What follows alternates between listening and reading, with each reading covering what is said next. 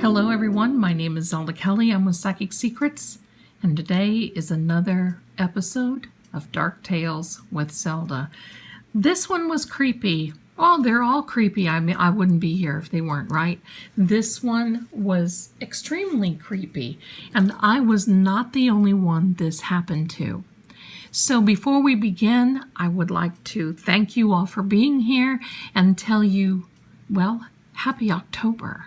And if you're seeing this at any time, this story definitely is creepy. And stay to the end, and we're going to have a little bit of bonus for you. So stay tuned. This call took place, I'm going to say, well, it's been quite a few years ago. I got a call from a gentleman. This gentleman was inquiring about his home. He was inquiring about his life, said that someone was trying to, well, beat him out of his property, is what he said. That was his words. They're trying to beat me out of my property. I really assumed that it was, he felt that they were trying to, well, falsify things or whatever the case may be. I took it as just a few words, right? An expression of someone that may be older. He sounded older, but we had a bad connection. And as we went on into the card reading, I saw where there was definitely a situation where there was an argument, and he was put in a position where he had to defend himself. That was not good. I kept asking him if he was okay, or if we needed to send someone out to see him. Like, you know, there are times we do wellness checks and so forth on people. So I thought at this point that might be something that would be warranted for him. As we got into the reading, I saw that his house was at jeopardy. And this particular card means, in this particular deck, that there was a serious accident. Now, this card, it has some birds on it. It's the Ace of Diamonds. But in this also deck, it means that someone, if this card is near, it means that the person you're reading for has some pretty fierce enemies. I started to feel that the more I talked with him. I heard a slight echo in the background, and if it weren't creepy enough, this call came after midnight, and I heard the noises in the home, and especially a grandfather clock. Now, at the time that grandfather clock was going on, the phone call was very static. I've got to say, this was at a time, so you can say that this was a few years ago, that I was working from a landline and this gentleman was calling from a landline. So there were no cell phones back then. There was not really the sophistication and technology that we have today. So we couldn't really look anything up on the internet because it didn't exist for us back then. So as time went on and in the reading, we spoke for about 30 minutes. He told me that he was in fear of his own life because someone was trying to beat him out of his home, beat him out of his property. I got my pendulum out. Now, this is not the same pendulum, but I got the pendulum out, and it did confirm there was definitely an issue with the property. But before we go any further, I would like to introduce these cards to you. This is a Gypsy Witch fortune-telling playing card and was my grandmother's favorite deck. This is a deck that I learned on and was really a lot of fun. So this is a different way of reading. It is kind of between a Cartomancy deck, as you can see, and a tarot and a Piotnik deck. So it's a combination of all three, sometimes very difficult to read, but thanks to my grandmother, this is what she introduced to me. So back to the reading. As we were going on, and I was pulling out cards, I definitely saw that there was a tearing down and that there was something that he was definitely having to overcome. Now, he talked as though this was a current event. This was something that he was, well, experiencing like in the present, like right now during the call. I would hear the clock in the background and he would say, I can hear their voices, they're here, but I don't know what's going on. So, without further ado, I'm talking to him and all of a sudden the line goes dead. And I'm thinking, okay, so what is going on here? So I called the office and actually had them report it to the authorities. Well, the authorities went out to his address right away. And that was the last I'd heard of it. I thought, okay, they're probably taking care of it and so forth. So I got a call. It was about 25 minutes later, and it was the same gentleman, very staticky call, and said that there was someone in his house, that they were trying to hurt him, they were trying to do kinds of things, they were in his house, and it frightened me for him because I couldn't hear any voices, and I kept saying, well, put them on the phone with me, and he couldn't, he wouldn't, the connection was not good enough. So as time went on, he thanked me for the call and said his name was Martin. So when Martin and I hung up, it was probably another 25 or 30 minutes that my office called me and said, we need you to sign out. We need to discuss something with you. So I signed out. That was a given. And the CEO of the manager of the line that was on duty at that time got on the phone and said, do you know this man? And I said, no, I don't have any way of knowing him whatsoever. And she said, I'm going to tell you about this man. This man died 30 years ago in this house. And you are not the first one who has gotten a call saying that someone tried to beat him out of his home, saying that there were people there. And I said, well, wait a minute, what about the phone? What about the electricity? They told me that the police, when they went out there, saw there was a light on the inside of the house. They went up, they knocked, there was no one there. But in the living room was a rocking chair that was kind of a padded rocking chair, and it started to rock. They went around, they tried the light switches, there was no electricity on. They don't know how to explain how the light was on in the house that they saw. And at the same time, there was an old telephone that was there. It was dusty, but there was fingerprints on it. And it kind of got to them for a minute because they thought maybe someone was in the house. And so they lifted the receiver and the line was dead. There was no one there.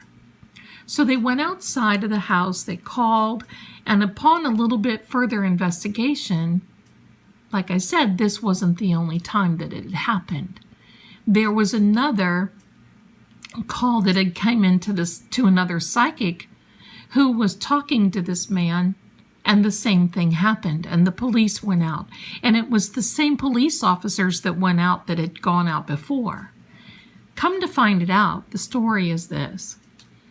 There was a distant relative, family member, that when Martin's wife passed away, they decided they wanted his house.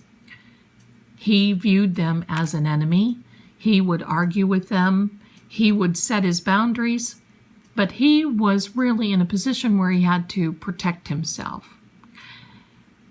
Well, after some time had gone by, Now this was like 30 years before, there was a wellness check. Someone called and said, "We haven't seen Martin. Can you please check on him?" The police went, and there, sitting in the chair, was Martin, who had passed away. And there was some foul play.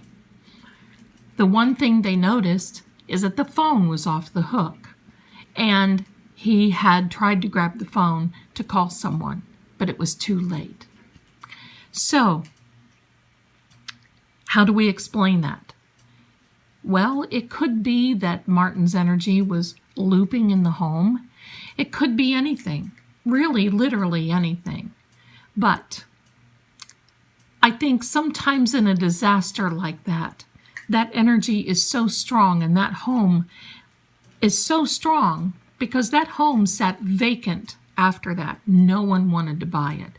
Family, it had passed down to family. No one wanted to live there. They just kept it. And as time went on, the house became run down and really was not that livable. But what was the light in the window that the police officers saw? Why was the line so static?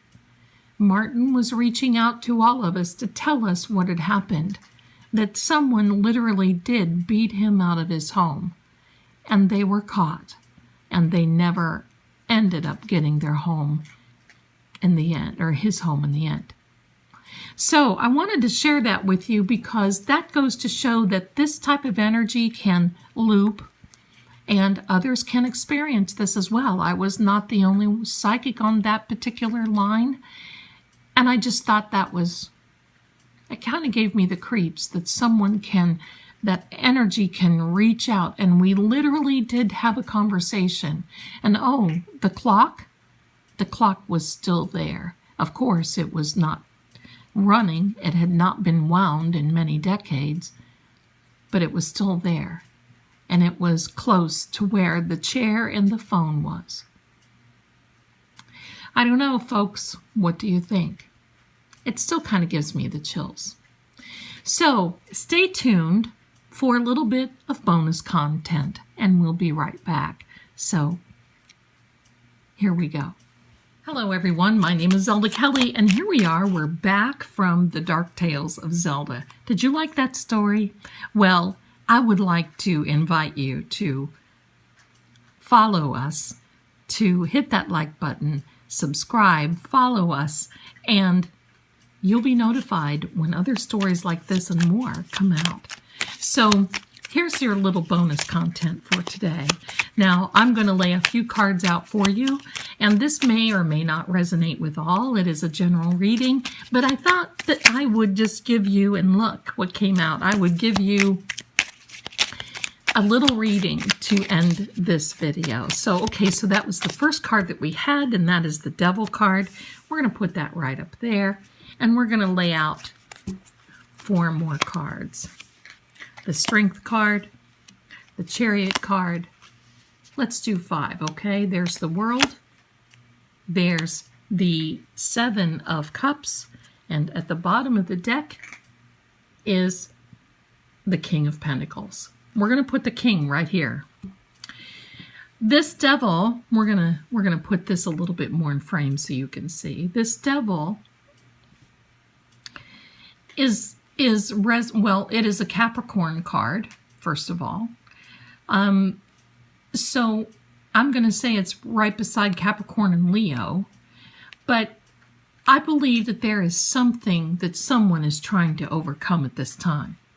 Now, regardless of what it is, it's been an obstacle for you, and whatever it is that you're doing, I do believe that it is financial, but I think it's been bleeding over into your relationship as well. It's taken a lot of strength for you to get through. There's been some different paths for you, but I want you to know that you've got the world at your feet and the ability to make this through. I'm going to say you've got the 4 corners of the elements at your beck and call, but this 7 of Cups is a very interesting little card. You see, this character here is void. That's because we're not supposed to be paying attention to that character. So I'm just going to hold my finger over him like this. And I want you to see the choices, and that may be the choices of the journey that you're taking or you're about to take. I'm going to say trust yourself. It's been a long journey, but you've gotten a lot of strength, and you have a lot of strength. The great thing is, with this particular card, your strength comes through wisdom. How does the strength come through wisdom? Well, you make sure you have all the facts. You see, all these cups before you can be all the decisions that you have in front of you. You may not have 7, you may have 1 or 2, but this card is to make you learn. Look closely at these cups. You see, this cup has a little something hidden in there. This cup looks so nice, maybe it is nice. This cup has a serpent in it. This cup, well, it's got this beautiful garland right here, but look at the face on the cup. Look at this one. It's about the only one that seems this one and this one. And plus we have all these little serpents and all kinds of things that can really bite you if you do not make the right decision. I think you have made the right decision. Why do I say that? Because you've got the King of Pentacles here. The King of Pentacles is a card in which you see how he is sitting. He's got this pentacle in his lap. The kingdom is behind him. He is ruling with luxury. He is abundant. But at the same time, this is of nature, a nature card. And there is some natural healing within that card as well. I believe that there's been a healing for you during this time, and it may be in your finances, it may be in your relationship, but it's because of the good choices that you've made. So let's get one final card. Well, you know me, one for this draw. One for this draw. Let's get one final card, and that is good. Because let me tell you about the 10 of Wands. The 10 of Wands is a card in which, well, there's some growth. There's growth happening. But what this means is that you really have taken these wands and walked away. You're getting ready to go to the next phase. Anytime you come from the single digits and into the double and triple digits into the tarot cards, that means that there's a new leg of the journey, if you will. So you've now really moved on. You've moved on. You've made a choice. Things are going, I'm going to say, well for you. But I want you to see that there's opportunity ahead of you. There's growth, opportunity, all kinds of really great things coming for you. So we're going to leave it at that and know that you've got the healing energy in your areas of life, in your financial house, in your relationship, and especially you are able to overcome. And that's the most important thing there is. So thank you so much for watching. I love it when you come here with me. And I will talk with you very, very soon. You be well, you take care, and please don't forget, like and subscribe, and I'll see you again next time. Bye for now. We're sorry, the number you have dialed is not in service at this time.